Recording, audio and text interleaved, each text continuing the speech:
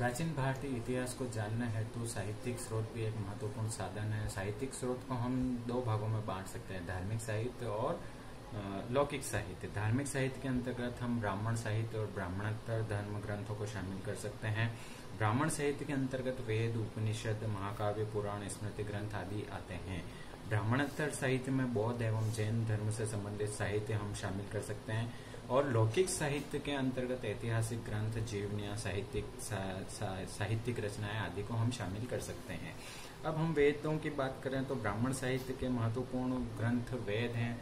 सबसे प्राचीन ग्रंथ ऋग्वेद है। ऋग्वेद का जो यज्ञ करने वाला पुरोहित होता है वो होता कहलाता है।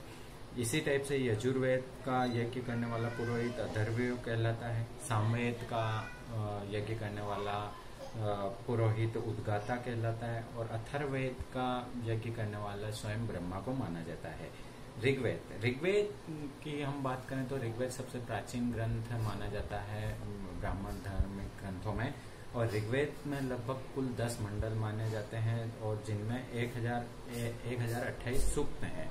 इनमें से 1017 सूक्त हैं और 11 बालखिल्य सूक्त हैं। बालखिल्य सूक्त 8वें मंडल में है। ऋग का अर्थ होता है शाब्दिक ग्रंथों, शाब्दिक अर्थ होता है छंदों से या चरणों से बद्ध रचना। ऋग्वेद की रचना जो मानी जाती है वो लगभग 1500 ईस्वी पूर्व से लगभग 1000 ईस्वी पूर्व के बीच में मानी जाती है।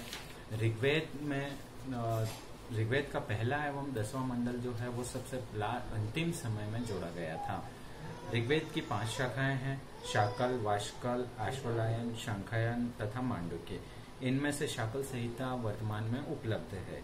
ऋग्वेद का शाकल पाठ में कुल 1017 सूक्त हैं।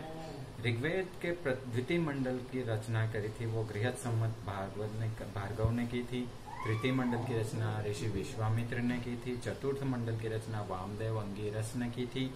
पंचम मंडल की रचना अत्रि ने की थी। छठे मंडल की रचना भारद्वाज भंगीरस ने की थी। 7वें मंडल की रचना ऋषि वशिष्ठ ने की थी। ऋग्वेद के दूसरे और 7वें मंडल को वंश मंडल भी कहा जाता है तथा वंश मंडल ही सबसे ज्यादा प्रामाणिक माना जाता है। ये वंश मंडल अग्नि की स्तुति से प्रारंभ होते हैं और इसमें इंद्र तथा विष्णुदेव के मंत्र गाए जाते हैं। ऋग्वेद का पहला मंडल अंगिरा ऋषि को तथा 8वां मंडल कण्व ऋषि को समर्पित है। ऋग्वेद का 9वां मंडल सोम को समर्पित है। ऋग्वेद के तीसरे मंडल में प्रसिद्ध देवी सूक्त है जिसमें सवित्र की उपासना गायत्री के रूप में की गई है। यह गायत्री मंत्र है, यही गायत्री मंत्र है। पृथ्वी सूक्त तथा गायत्री मंत्र ऋग्वेद में उद्धृत है जो काफी ब्राह्मण धर्म के लिए काफी महत्वपूर्ण माने जाते हैं। ऋग्वेद के चतुर्थ मंडल में 3 मंत्रों की रचना 3 राजाओं ने की है। ये 3 राजा द्रादस्यु, अजमेर और पुरमेड़ माने जाते हैं। ऋग्वेद के कुछ मंत्रों की रचनाएं विदुषी महिलाओं ने भी की थी जिनमें लोपा, मुद्रा, घोषा, शची, पोलोमी एवं काक्षावृत्ति मानी जाती हैं। ऋग्वेद में ब्रह्मा का उल्लेख नहीं मिलता है। ऋग्वेद में सर्वप्रथम लक्ष्मी का उल्लेख हमको मिलता है।